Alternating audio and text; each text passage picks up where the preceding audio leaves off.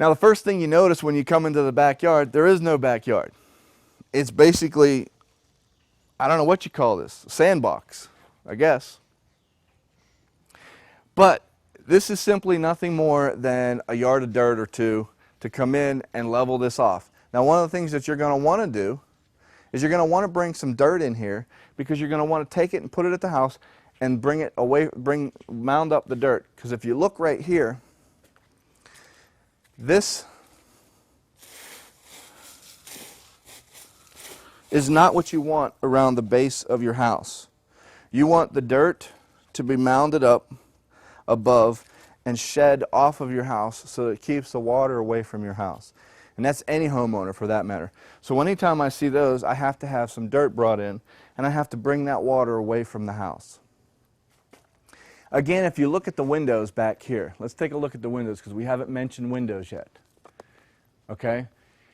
Now when you look at these windows are fairly old, but they're in good working order. Unless the windows are not working, I would not replace them as long as they're in good working condition. Because remember, you're trying to keep up with the people that are selling their homes in this neighborhood. Now if everybody in the neighborhood was replacing their windows, you'd have to replace yours too. But I can tell you, after going through this neighborhood and looking at these homes, they're not replacing their windows. So there's no sense me doing it either. If you look at the roof back here, same type of thing as on the front. Not much to it. The gutters, you know, and they may need some minor repairs to them, but nothing that it's going to cost you a lot of money. You'll see the gutter guards, what they call their little screens that cover the gutters. In my opinion, they're rusted, they're tattered. I would pull them off while I'm selling the house. Now, if I were going to keep it and rent it forever, I might have the gutters replaced with some decent gutter guards that are better than those, because there's enough trees around here that you don't want to have a tenant worried about that, and you don't want to have to come out every year cleaning out your gutters. So depending on your strategy, gutters may or may not be needed on this, but if you're going to keep it and hold it, one of the things I would invest in is gutters because of all the trees that are around here. So let's take a look here. We have a swimming pool back here for our enjoyment. So one of the things that we didn't talk about is getting rid of some of this debris.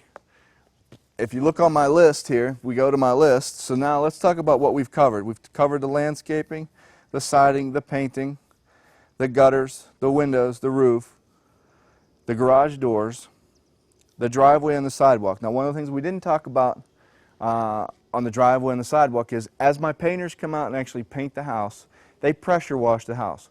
When they're here pressure washing the house, I'm going to also have them pressure wash the sidewalk and the driveway and the back patio here, so that when I'm done, and they're going to bleach it, so when they're finished, it's going to look brand new. It's going to have a totally different look to the house.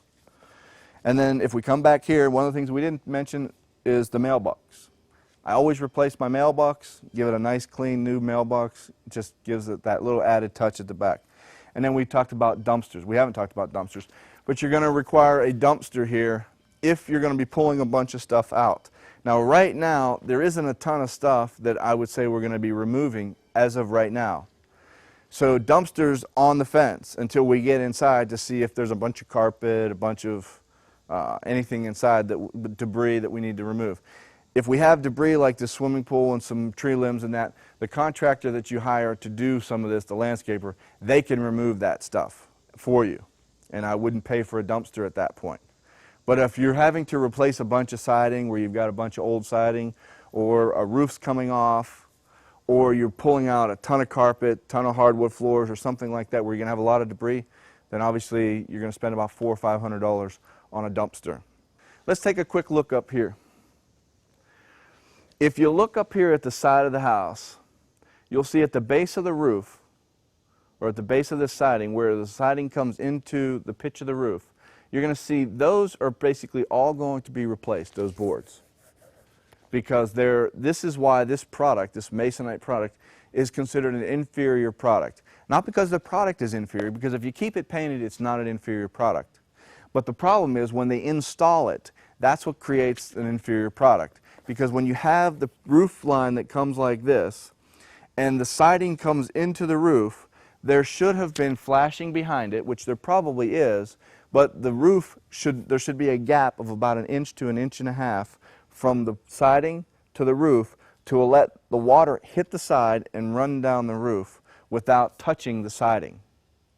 The minute it touches the siding, it's like taking a piece of cardboard, sticking it into a bucket of water, and watching what happens, because the water goes up inside the cardboard and just expands the cardboard. That's what's happening there, and that's what you're seeing there. So, you know, you're going to replace a few pieces of that.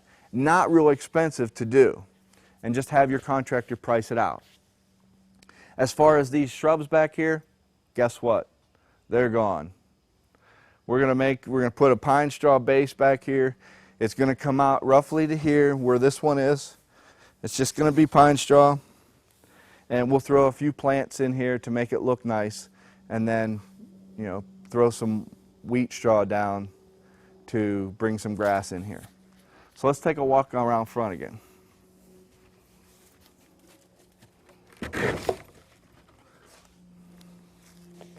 So now we've gone around and we're on the fourth side of the house. We're on the opposite side of the house now. We've looked at all three sides, now we're on the fourth. If you look at this, you've got this, I'm not quite sure what this is, but it's kind of like a little staging area for trash or whatever. This will come down. This is not something that you want to, I mean, as a homeowner that wants to put this up, that's fine. But when you're selling the house, this is nothing more than what you call an eyesore. So this comes down. It's very inexpensive to take down. Patch the holes on the side of the house before you paint it, and then you'll never know that this thing was here. And this is all stuff that needs to be, the debris needs to come out. Now let's take a, I'm going to show you, take a look at inside here. Here's a piece of siding that I want you to take a look at that will need to be replaced. This piece of siding right here, you can see how what happens. It literally just disintegrates right in front of you.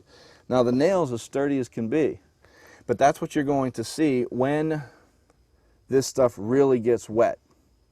Because you can see up here, there's nothing wrong with this. This has been painted, it's well sealed. Once you throw another coat of paint on this, you'll never see it. But down here, when you see things like this, that's going to tell you that this thing's damaged beyond repair. And you don't want to give your new homeowner an inferior house and have them have to replace it. So just go ahead and do yourself a favor and replace it. And you'll probably have to replace, you know, these two pieces so far up. And siding is pretty cheap, so it's not like it's going to be an expensive endeavor. Other than that, it's just a matter of having your painters coming through here, sealing everything up with caulk, prepping it, pressure washing it, and then painting it. And I'll tell you, once you do that, and the other thing I want to mention, you know, when you put a darker color on this house, that will help a lot, because your eyes won't be drawn to the darkness of these cracks. Because the minute this starts cracking, it gets dark. You can see here where it's, you know, the crack becomes dark. On a darker color house, that all becomes transparent to them. So just from an aesthetic standpoint, on a house like this, I almost always paint gray. If we look down here, here's a really good example of how this siding, this is Masonite siding, and basically this is what you get when it's disintegrating. So these are the types of things you're going to look for. Not so much up here. If it's cracking and peeling up here like this, that can be done and fixed with a painter. I mean, even this nail pop here, not a big deal. So don't think that you have to replace this siding, because this, you just take a piece of caulk and you go over it and you'll never see it. And then they paint over it and it looks brand new. But things like that, you're going to have to replace that. Same thing with this, if you stay down there, John, this island right here. At one time, I'm sure it looked nice, but now it's just old, tattered, tired, just looks ugly. So we're going to take it completely out and just put a mound of pine straw around it, make it look nice, and move on to the next item. with that said, let's go ahead and take a look on the inside now. Okay, as we approach the house and we go inside, one of the things I want to point out is when we paint this thing, remember this is going to be gray. This is going to be a light shade of gray. And then our trim work here is going to be white. Like this porch will remain white, as well as our end trim. That's going to remain white. One of the things that you want to do is when you establish your paint color, whatever paint color you want to make sure it matches your roof. So I certainly wouldn't paint this a color that didn't, well, this roof is black or dark, so you could pretty much do anything. But there are roofs out there that are brown in color, so you wouldn't paint a house gray that has a brown roof. In that case, I would come in and I would paint it a little darker color than this, not yellow, but more of a darker cream color to match the roof so that it matches properly. So, and I would still put the same black shutters on it and the same white trim. So when you come to the front door, now there's a couple things that I would do to give this thing a little punch. Number one, you've got this door knocker. Now you can do one of two things with this. If you don't have a limit, well, this one has someone's name, so I would obviously remove that and put a brand new one up there after I'm done painting the door. This would come off, they would paint the door and put a new one up so it's nice and shiny. The same thing I would do down here for this kick plate. I would make it a nice shiny kick plate and a new doorknob up front to give it a nice look. And I may even replace this door because it's somewhat dented. Because remember, this is the first thing people see. So you want them to have a good impression before they see the outside, and then they see the front door. And then that's kind of what you want. So you want to spend some money on things like this. You want to replace this. You want to replace your doorknob. In fact, you may even want to replace this entire door. That's probably what I would do. So, with that said, let's go inside. Okay, now that we're inside the house, there's a couple areas, and I want to go back to my sheet, because just about every house that you do, you're going to have these items. So let's go down this list real quick. We've got the kitchen. Inside the kitchen, we'll get to that in a minute. We got countertops, appliances, hood, microwave, cabinets, and hardware for the cabinets. So we're going to look at that once we get in there. Then we've got our baths. These are the areas that you're going to focus on. Kitchen and your baths. That's where you're going to spend the majority of your money inside your house.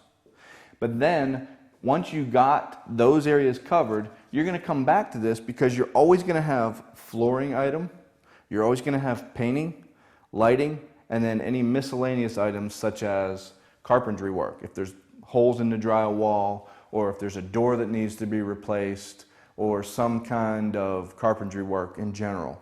Anything like that's going to go under miscellaneous. But if I don't care which house, any house that you pick, whether it's a house that's a year old or a house that's 10 years old, 20 years old, these are the items that you're going to be looking for. Let's take, since we're in this room, let's take a look at this room. Now, if you just take a general statement,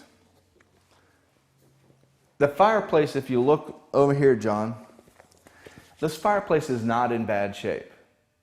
It's not in bad shape at all. Now, when we come inside here, this fireplace, we're going to paint this walls what I call like a baby's breath color. It's a little bit lighter shade than this, so it's going to go well with this tan fireplace. Okay? But we're probably going to paint this white. Now, I'll talk to the painter and I'll talk to my wife to make sure that that matches. But that's probably what we're going to do, because everything that we do, we're going to go with a very neutral color. But let's take a look at this room, or the whole house in general. You're going to get the whole house painted. So you got one painting number. So you don't need to go room by room and say, okay, I'm going to paint this room, I'm going to paint that room, I'm going to paint this room, and then calculate paint on each room. No. You're going to have a painter come in and you're going to have them give you a quote on the entire house. Now, generally speaking, I'm going to tell you it's going to be somewhere around $1.20 a square foot to paint this house.